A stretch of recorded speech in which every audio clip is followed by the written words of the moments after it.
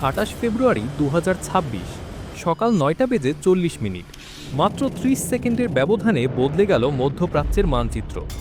তেহরানের প্রাণকেন্দ্রে অবস্থিত পাস্তুর স্ট্রিট কম্পাউন্ডে যখন ইরানের সর্বোচ্চ পর্যায়ের নেতারা এক গোপন বৈঠকে মিলিত হয়েছিলেন, ঠিক তখনই নেমে আসে ইতিহাসের অন্যতম বিধ্বংসী আকাশপথের হামলা। মার্কিন সিআইএ এবং ইসরায়েলি মোসাদের দীর্ঘ মাসের পরিকল্পনার নাম ছিল অপারেশন রোডিং লায়ন এবং অপারেশন এপিক ফিউরি।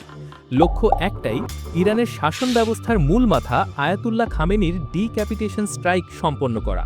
হামলাটি শুরু হয় ভোরে। সকাল ৬টায় ইসরায়েল থেকে প্রায় ২০০টি যুদ্ধবিমানের এক বিশাল বহর আকাশে ওড়ে। এর মধ্যে ছিল অত্যাধুনিক F-15 এবং F-35। ১৫০০ মাইলের দীর্ঘ পথ পাড়ি দিতে সাথে ছিল বিশাল রিফিউলিং ট্যাঙ্কার বহর। কিন্তু হামলা শুরুর আগেই মার্কিন স্পেস ফোর্স তাদের লো অরবিট স্যাটেলাইটের মাধ্যমে ইরানের যোগাযোগ ব্যবস্থা হ্যাক করে ফেলে। সিআইএ ইরানের নেটওয়ার্কে কয়েক হাজার স্প্যাম কল এবং ডিজিটাল ভাইরাস পাঠিয়ে তাদের রাডার এবং কমান্ড সিস্টেমকে অচল করে দেয়। একই সময়ে পারস্য উপসাগরে থাকা মার্কিন রণতরী থেকে টমাহক ক্রুজ মিসাইল নিক্ষেপ করা হয়, যা ইরানের S-400 এবং বাভার অ্যান্টি এয়ার ডিফেন্স সিস্টেমগুলোকে মুহূর্তেই ধ্বংস করে দেয়। এই অপারেশনের সবচেয়ে গুরুত্বপূর্ণ অস্ত্র ছিল বিশেষায়িত বাংকার বাস্টার বোমা GBU-28 এবং মার্ক 82। এই বোমাগুলো সাধারণ বোমার মতো নয়। গঠন ১৯ ফুট লম্বা এবং অত্যন্ত শক্ত আর্টিলারি ব্যারেল দিয়ে তৈরি। বিস্ফোরক, এতে ব্যবহার করা হয়েছে প্রায় ৭০০ পাউন্ড ট্রাইটোনাল, যা ৮০% TNT এবং ২০% অ্যালুমিনিয়াম পাউডারের মিশ্রণ।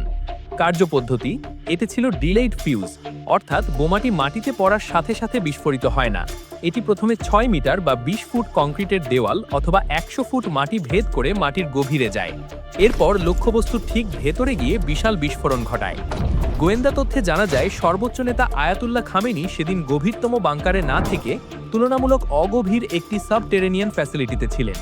ইসরায়েলি বিমান থেকে ছোড়া ৩০টি বাংকার বাস্টার সরাসরি সেই কম্পাউন্ডে আঘাত হানে, যার ফলে পুরো ভূগর্ভস্থ কাঠামোটি তাসের ঘরের মতো ধসে পড়ে। এই এক হামলায় ইরানের সামরিক ও রাজনৈতিক নেতৃত্বের মেরুদণ্ড ভেঙে যায়। খামেনির সাথে নিহত হন major general Mohammad Pakpour, IRGC প্রধান, আলী শামখানি, জাতীয় নিরাপত্তা উপদেষ্টা, সৈয়দ আব্দুল রাহিম মুসাবি, সশস্ত্র বাহিনীর chief of staff Aziz Nasirzadeh, প্রতিরক্ষা মন্ত্রী। একই দিনে মার্কিন ও ইসরায়েলি বাহিনী ইরানের প্রায় ২৯০০টি সামরিক স্থাপনায় আঘাত হানে। এই হত্যাকাণ্ডের প্রতিবাদে ইরান শুরু করে অপারেশন ট্রু প্রমিস 4। ইরান ও তার মিত্ররা মধ্যপ্রাচ্য জুড়ে পাল্টা আক্রমণ চালায়। ইসরায়েলের দিকে ২০০র বেশি ব্যালিস্টিক মিসাইল ছোড়া হয়। দুবাই আন্তর্জাতিক বিমানবন্দরের ৩ নম্বর টার্মিনালে ইরানি ড্রোন আঘাত হানে। বাহরাইনে মার্কিন ৫ম নৌবহরের সদর দপ্তরে ড্রোন হামলা চালানো হয়। কুয়েত এবং জর্ডানের আকাশসীমায় ব্যাপক যুদ্ধ ছড়িয়ে পড়ে। তবে এই যুদ্ধের সবচেয়ে বড় ট্র্যাজেডি ঘটে মিনাবে। একটি নৌঘাঁটি লক্ষ্য করে চালানো মার্কিন হামলায় পাশের একটি প্রাথমিক বিদ্যালয় ধ্বংস হয়, যেখানে ১৭৫ জন নিষ্পাপ শিশু ও সাধারণ মানুষ প্রাণ হারান। এই হামলার ফলে বিশ্ব অর্থনীতিতে ধস নামে, তেলের দাম আকাশচুম্বী হয় এবং হরমুজ প্রণালী বন্ধ হয়ে যাওয়ার উপক্রম হয়। মার্কিন যুক্তরাষ্ট্রের প্রেসিডেন্ট ট্রাম্পের এই একতরফা যুদ্ধ নিয়ে শুরু হয় তুমুল বিতর্ক। ইরানের দীর্ঘদিনের শাসনের অবসান হলেও মধ্যপ্রাচ্য কি এখন শান্তির পথে, নাকি এটি এক মহাপ্রলয়ের শুরু? ভয়েস অফ বাংলাদেশের আজকের এই বিশেষ প্রতিবেদনে আমরা তুলে ধরলাম আধুনিক যুদ্ধের এক ভয়াবহ চিত্র। পরবর্তী আপডেট জানতে আমাদের চ্যানেলটি সাবস্ক্রাইব করে সাথেই থাকুন। ধন্যবাদ।